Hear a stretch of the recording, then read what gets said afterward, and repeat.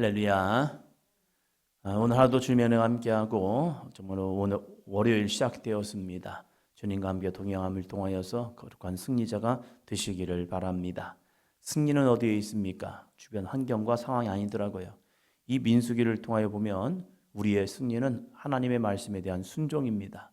그 말씀에 순종하는 자들은 거룩한 승리의 함성을 부르고 하나님이 우리에게 약속하신 응답의 역사를 이루는 삶이 있습니다. 그러나 하나님의 말씀을 불신하고 끊임없이 원망과 불평했던 사람들은 가난이 아니라 이 광야에서 죽는 그런 결과를 맞이하게 됩니다.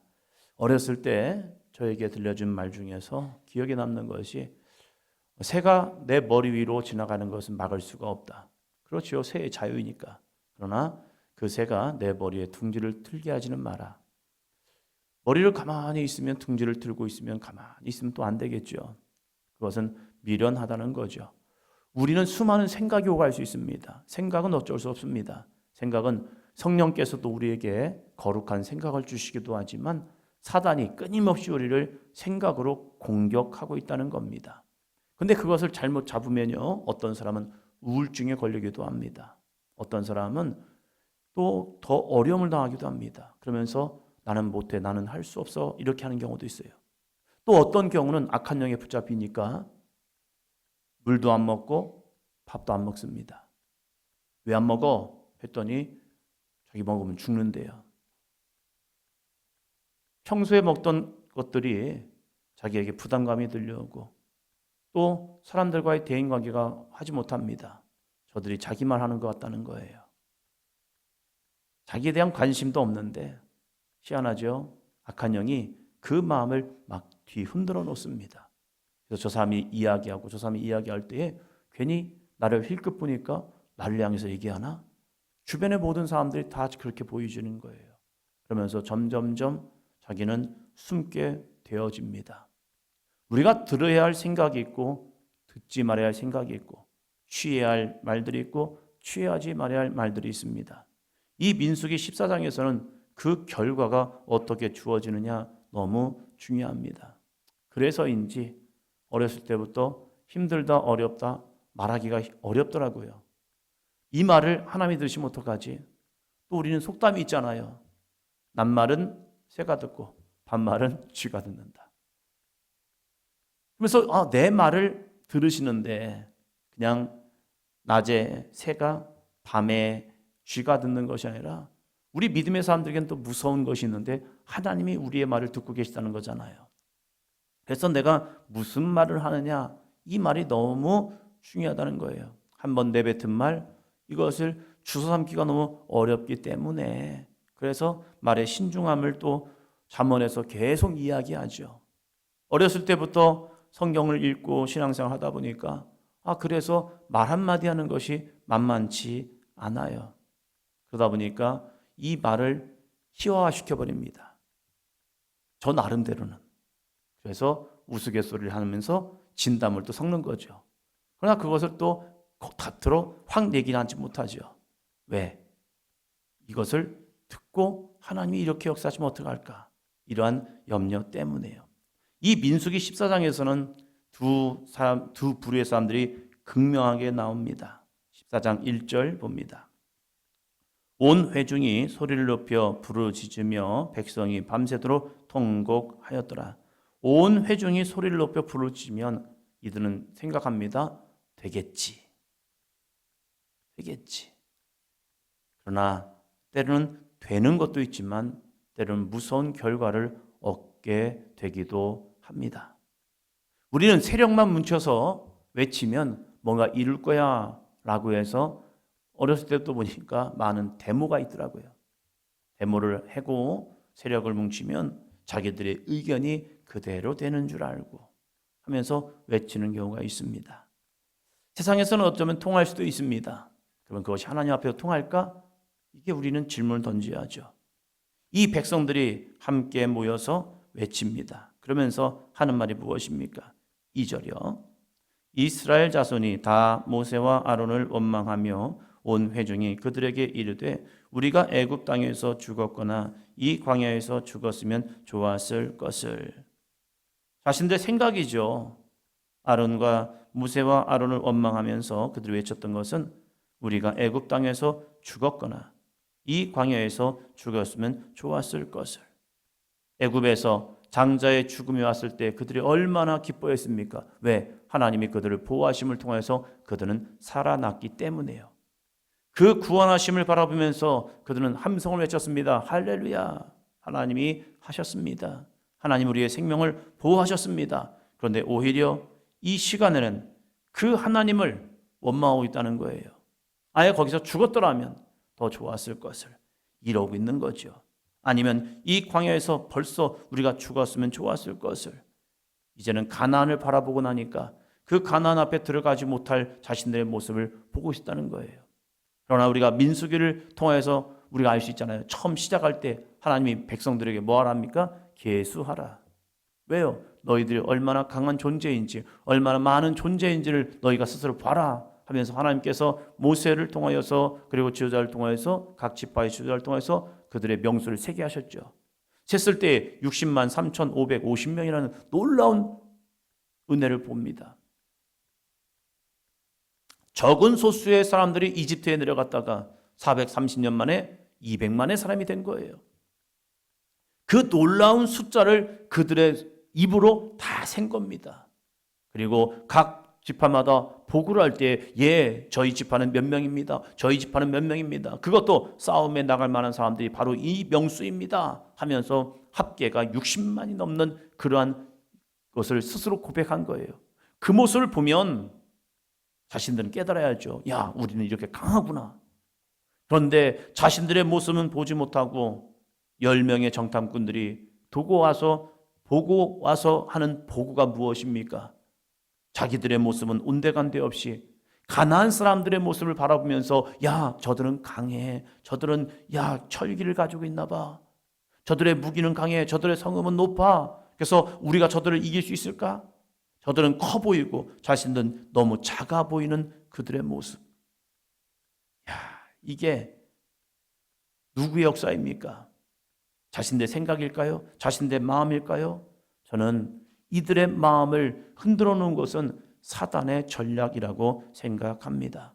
하나님의 말씀을 신뢰하지 못하고 세상만 바라보면서 자기는 온데간데 없이 왜 이렇게 초라해 보이는지, 이 모습이 바로 이 10명의 정탐꾼들과 모든 백성들의 모습이었다는 거예요. 그러할 때에 믿음의 전환점을 가지고 있는 사람들이 있습니다. 그럼에도 불구하고 문제를 바라보는 것이 아니라 그들에게 약속하시고 지금까지 인도하셨고 지금도 인도하시는, 앞으로 인도하실 하나님을 바라보는 사람들의 특징이 있다는 거예요. 그 특징이 무엇입니까? 바로 오늘의 말씀 8절입니다. 민수기 14장 8절. 여호와께서 우리를 기뻐하시면 우리를 그 땅으로 인도하여 들이시고 그 땅을 우리에게 주시리라. 이는 과연 젖과 꿀이 흐르는 땅이니라. 아멘. 불평은 누구나 할 수 있습니다. 원망은 누구나 할 수 있습니다. 주어지는 환경과 상황 때문에 이래요 저래요 누구나 말할 수 있어요. 그러나 믿음의 말은 아무나 할 수 없습니다. 믿음의 말을 할 수 있는 사람들은요, 오직 하나님을 바라보는 믿음의 사람들이요. 영의 눈이 열려서 전능하신 하나님, 오늘도 나와 동행하신 하나님, 앞으로도 동행하실 하나님을 바라보는 사람은 믿음의 말을 할 수가 있습니다. 그래서 이 여호수아와 갈렙이 이 고백을 하는 겁니다. 여호와께서 우리를 기뻐하시면, 하나님이 우리를 기뻐하시면 됩니다. 하나님이 우리를 기뻐하지 아니하면 우리는 이 땅에서 죽습니다. 그러나 하나님이 기뻐하시면이라고 말하고 있죠. 히브리서에서도 믿음의 사람들에 대해서 이야기하잖아요. 믿음이 없이는 하나님을 기쁘시게 하지 못하나니 라고 말합니다. 믿음이 없으면 하나님이 기쁨이 되지 못합니다. 그러나 하나님이 기쁨이 되는 사람은 능력이 많기 때문에, 재능이 좋기 때문에, 많은 것을 가졌기 때문에, 훌륭하기 때문에 하나님이 기뻐하는 것이 아니라, 우리가 구약과 신약의 말씀을 통해서 쭉 보면 하나님이 기뻐하시는 사람들의 특징을 보니까 믿음으로 나온 사람들이에요. 부족하더라도, 연약하더라도, 가졌더라도, 가지지 않았더라도, 힘 세더라도, 힘이 약하더라도 하나님이 기뻐하시는 사람들의 특징을 보니까 다 믿음이 있었다는 거예요. 하나님이 나와 함께 하시는 믿음이 있으니까 믿음의 고백을 할 수밖에 없는 거죠. 여호수아와 여분네 아들 갈렙, 그들도 똑같이 열흘 동안 그 가나안 땅을 정탐했잖아요. 10명의 정탐꾼들이 이야기했던 그것을 갈렙과 여호수아가 부정하지는 않았습니다. 그들은 사실을 이야기한 겁니다. 근데 무서운 게 무엇입니까? 사실에 내 생각을 감미시키는 순간 그때가 문제가 되고 있다는 거예요. 하나님도 사실을 보라고 보낸 겁니다. 너희들이 이 40일 동안 가서 정탐했고 와! 하나님이 사실을 보라고 한 거예요. 사실을 이야기하는 건 문제가 아니에요. 그러나 사실 가운데 내 생각을 집어넣어서 내가 판단해서 되느냐 안 되느냐가 되는 것이 아니라 그 사실에다가 우리가 첨가해야 할 것은 내 주관이 아니라 따라합니다. 하나님의 약속입니다. 이 사실 가운데 하나님의 약속을 집어넣으면요, 그 약속이 이루어지는 능력이 되지만 내 생각을 집어넣는 순간 그때는 판단이 나에게 있는 거예요. 하나님은 온데간데 없이 내가 볼 때 이게 되겠나 안 되겠나, 하나님 이게 되겠어요? 이게 안 되겠어요. 스스로 판단해서 하나님의 자리에 내가 올라서 버리는 거예요. 그래서 하나님이 말씀임에도 불구하고 내가 볼 때 이거 됩니다, 이거 안 됩니다, 이 모습을 하고 있는 거예요. 온전한 믿음의 사람들은요, 하나님이 나에게 어떠한 지시하심이 있으면 그냥 순종부터 하더라고요. 선택은 하나님께, 방법은 하나님의 은혜 속에 내가 찾아가는 거죠. 어떻게 하면 좋을까요? 어떻게 하면 좋을까요? 그러나 신앙생활을 좀 하다 보면 사단이 우리에게 주는 마음이 너도 기도하잖아, 너도 기도하잖아, 그러니까 네가 판단해봐, 네가 결정해봐. 어떻게 맞는 것 같아요? 왜? 나도 기도하거든요. 기도하니까 네가 기도해서 응답받고 네가 결정을 해, 이러한 마음을 줘요. 틀린 말일까요? 맞는 말일까요? 맞는 말 같아요, 이게. 왜? 내가 기도하니까 그 선택에서 그래, 내가 응답받으면 그 확실한 응답이니까 해야지. 그런데 진짜 아름다운 믿음의 삶을 보면요, 내가 결정하는 것이 아니라 하나님께 맡겨요.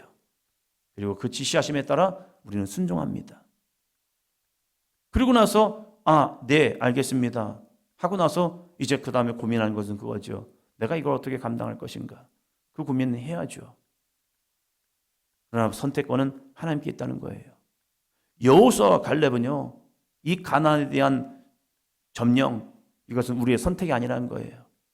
하나님이 그냥 기뻐하시면 되는 거고, 하나님이 기뻐하지 않으면 그 땅은 우리의 땅이 되지 못합니다. 그래서 이 고백을 하고 있는 겁니다. 여호와께서 우리를 기뻐하시면, 오늘도 우리의 말을 하나님이 기뻐하실 수 있도록 거룩한 말이 되기를 바랍니다. 우리의 생각이 하나님이 기뻐하시는 생각이 되도록 부정된 생각, 안 좋은 생각, 사단이 주는 생각을 다 잘라 버리시길 바랍니다. 생각을 붙들면 거기에 빠져듭니다. 생각은 수렁과 같은 것 같아요. 점점 생각에 몰두하면요, 그 생각 속에 우리가 빠져듭니다. 그럴 때 생각을 내려놓고 하나님의 말씀에 집중해야 합니다. 하나님, 이 말씀을 붙듭니다. 이 말씀을 붙듭니다. 이 말씀을 붙듭니다. 그 말씀이 내 안에 믿음이 되기까지 계속 선포하는 겁니다. 하나님, 이 말씀을 붙듭니다. 내 안에 나쁜 생각이 들어오네요, 안 좋은 생각이 들어오네요, 이 안 좋은 생각과 나쁜 생각 떠나갈지어다 하고 계속 그것만 몰두하는 것이 아니라 떠나갈지어다 했으면 약속을 붙들어야죠. 계속 그 생각만 붙들면서 떠나갈지어다, 떠나갈지어다, 떠나갈지어다, 떠나갈지어다, 떠나갈지어다 하면요, 거기에 몰입되기 잘못하면, 주님, 내가 하나님의 약속을 붙듭니다. 나에게 주시겠다고 하는 이 약속의 땅을 붙듭니다. 하나님이 함께 하시면 분명히 가능합니다. 내가 이 약속을 붙듭니다. 그러면서 그 속에, 그 약속의 말씀에 집중을 해야지, 맨날 귀신이나 떠나가라, 귀신이나 떠나가라, 귀신이나 떠나면요, 다 귀신 같아요, 이 사람들이. 이것도 귀신 같고 저것도 귀신 같고 저것도 귀신 같고. 귀신 사역에 조심할 것이 그런 거예요. 귀신을 인정하지 말라는 게 아니에요. 인정해야 합니다. 그러나 하나님을 붙드는 게 더 필요해요. 귀신을 쫓아냈으면 하나님을 붙드세요. 말씀을 붙드세요. 기도하세요. 당신에게 주님의 영광이 함께합니다. 성령이 함께하십니다. 그 성령과 함께 나아가세요. 해야지 계속 귀신만 하면 귀신만 붙들어요. 우리가 부정적인 생각만 붙들게 되면요, 거기에 빠져든단 말이에요. 그러면 이제 약속의 말씀을 붙들고, 이 여호수아와 갈렙이 그러한 거예요. 여러분, 우리가 붙들 것은 하나님의 약속의 말씀입니다. 이 약속의 말씀 붙들고 나아갑시다 하면서 승리합니다. 오늘도 우리가 성령의 안 좋은 모습도 있죠. 그러나 좋은 믿음의 사람들 붙들고 그 약속의 말씀을 붙들고 신실한 믿음의 사람이 되어 오늘도 승리하는 한 날의 삶이 되기를 축원합니다.